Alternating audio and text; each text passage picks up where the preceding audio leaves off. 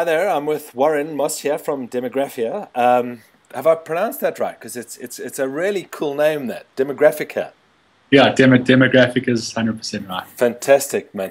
And just looking through the experience, you've had a pretty interesting process here, and you've now got the, what's it, the consumer, what did you call it, the SA Consumer? SA Consumer Initiative. Initiative, yes. You've got 3.5 million people signed up into this process, and clearly you've gone through quite an evolution and growth process reading through your story. So as an entrepreneur and as someone that's actually got probably over the hump, Warren, what do you think is the key success or to make it as an entrepreneur in South Africa from your experience, over the last couple of months and years? For me, it's specifically about a certain type of person. I've met, thankfully, in business, plenty of entrepreneurs and specifically internet guys and technology guys. Yeah. And for me, what I've noticed as the common thread through all the guys that have started a business and actually made it, it's resilience. It's the ability to not let yourself get down and to carry on doing. Yeah. I mean, I can tell you countless times where guys have just said no. We don't like your product, or we don't want to use it, or it won't work. And there's times where I expected a big deal to come in, and it came in a fraction of that. And in your mind, you had spent the money and done stuff with it already. And those are the ups and downs that you genuinely do go through. Yeah. And without a level of resilience, like I'm going to get up and I'm going to do it all again, and no matter how many times someone tells me no, I'm just continue beating that drum because I believe in it. I don't think I would have been able to do it. And I think that one of the biggest stumbling blocks entrepreneurs take, or what entrepreneurs have, is that they get knocked down so often that they eventually just say, you know what, I'm going to look at something else, or I'm going to try something else, or they branch out into something else. And you lose that sense of resilience. So for me, if you're relentlessly driven and you develop a thick skin and you be able to take rejection in your stride, it's not a personal thing. It's a business thing. And the better you get at your sale, the better you get at your pitch, and the more you believe in what you do, the no's start turning to yeses. Yeah. And I've read countless books on entrepreneurs, and I belong to entrepreneur organizations, and it's amazing how everyone has the same story. They get knocked back, back. It's the guys who saw it through, who kept on going back for more, that got over that hump. So for me, it's not a thing that you can do. It's about having resilience, and it's not something that you're born. I think you develop it, and it's a conscious decision to make. I'm going to be resilient about this, and every morning when you go and have that meeting over and over again, to buy into what you're doing. Because I was going to ask you, how do you stay resilient? Because I agree. There have been months when my wife's looked at me and said, how are you going to pay the school fees at the end of the month? Yeah. And you're sitting there and it's not a nice spot. How do you keep that resilience going? How do you, when you face that? Because it's easy to say, be resilient. But when you're faced with the challenge of how do I put food on the table? How do I pay the school fees? How do I keep the office going? How do I buy that new PC or laptop that I've got to buy and I can't afford? Yeah. How do you get yourself up in the morning? Because I don't think people understand the burden that can be. So it's a great question, and my advice on that is to have a really good board of advisors. Now, or partners, and that doesn't mean they're commercially involved with you. It doesn't mean they're shareholders in your business or stakeholders at all, commercially. Yes. But I've been blessed with two fantastic shareholders. They're silent investors in my business.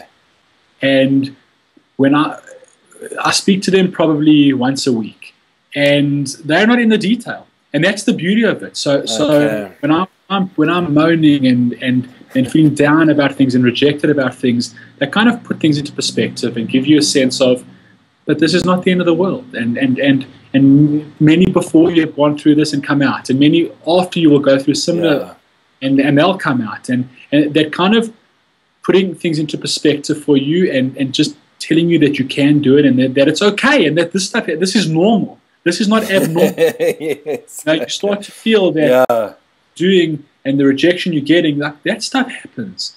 And because and I don't think that humans generally, or we're not built to take rejection well. Of course not. No. But when people can still motivate you, so I would say that to have a good group of advisors is a key thing. And the second thing is to make a conscious decision, to be able to actually say, this is what I'm doing now.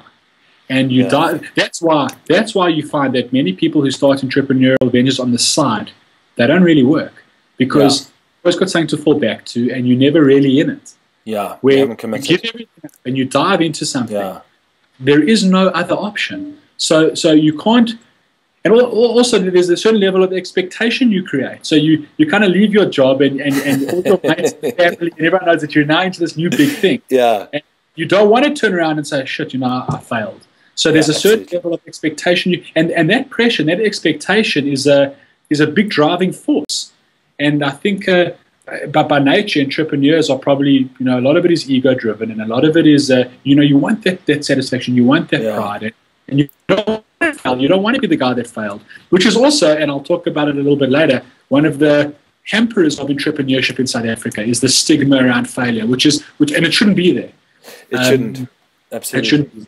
Like if you, just to add to it quickly, like if you look in America at the entrepreneurial culture in America and the VC culture in America, like a lot of the decision to give you money or to back you is based on how many failures you've had.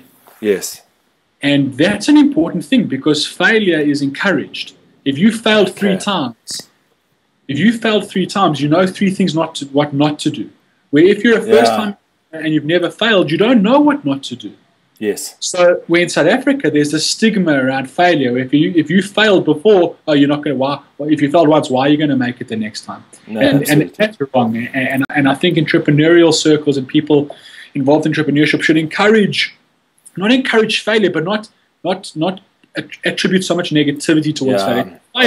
You now have an education which you can't pay for, you can't buy. You can't, can you? Experience it, and that's a big thing. Absolutely, but also these issues, because it's easy to blame government, it's easy to blame the banks, it's easy to blame big business. But when you talk about that resilience, it's to push through that. It's that mindset. And also to have that terrible ITC credit record, because that's part of the problem, isn't it?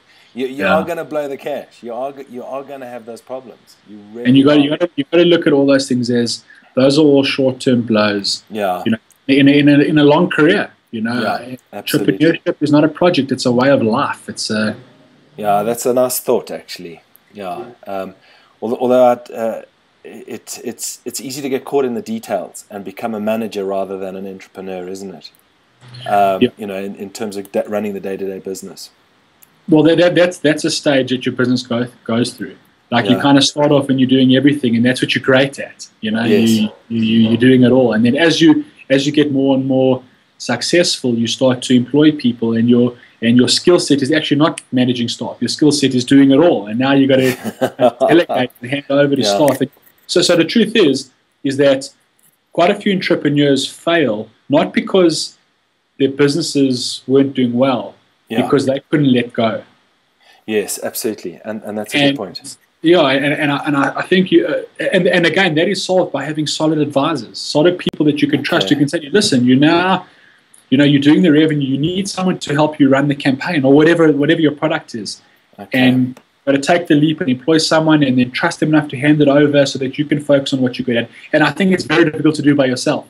But in the same way, I'm not talking about having partners. Like for me personally, I'm a very bad operational partner. I don't work well with a partner where we have to discuss every decision and debate. That's my nature. But I've got silent partners who I wouldn't trade for the world. Okay. So I'm not saying. So a lot of entrepreneurs don't want partners; they want to do it themselves. But your hill has become much harder if you don't have advisors, mentors. No, for sure, absolutely. With you. Then, in terms of the South African context, you did touch on it briefly in terms of the failure. What do you think are the biggest challenges entrepreneurs face today, on a day-to-day basis to make things happen? You know, South Africa, I found, in fact, when we started the business, we always thought that we need to, in order for us to do business with big business, we need to be a business. So we kind of rented fancy offices and had big addresses on our business cards and big titles, and we fronted that we were a big business. And I felt that we got into a lot of doors that way. But with hindsight, and that's what this is about, like, that was bullshit. Like, we didn't need it. And I think your mental perception of who companies will do business with is a massive stumbling block. And that's not a South African thing. I think that's an international constraint for doing business. You don't need as much as you think you do to start. And big businesses, big companies will buy your product and use your service if you're good at what you do. And if you're better than everybody else. And in South Africa, there was this, and I suppose there still is. There's always this concept of, especially as a white businessman, are you empowered? Will big companies support you if you don't have BEE status or BEE points? And throughout, as we've grown, and every level of business we've dealt with, like, that has never been an issue because the product that we've offered has always been unique. And as an entrepreneur, you generally don't start.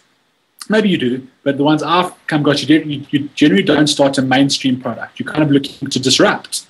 You're looking to start new products in new industries, in which case you probably don't have that many competitors. And therefore, if your product and service is good, the psychological constraints that you thought you have, they don't really exist, and they're all in your head, which is, again, a board of advice help you rationalize and help you put a bit of perspective on it. Oh, that's fantastic advice. Yeah, because it's very easy to. I mean, when I think of what you got, 3.6 million people in a database. That's big business. But it's not big in terms of a physical size or a physical infrastructure or what have you, like a Standard Bank or a MTN. It's a big difference. I mean, you've got a lot of power in the consumer there. You really do. Fantastic. And if an entrepreneur was sitting in front of you, what would the two key things would you advise them going forward from where you are now, what you've learned beyond the resilience and the struggles? What would the two key things you would say, this is what you need to focus on to make yourself a success over the next year, so that when you sit down in front of me in a year's time, that you are a success? There are three of them. Okay. And the three are very simple. However long you think it's going to take you, double it. Double it. Double it. I know what the next one's probably going to be.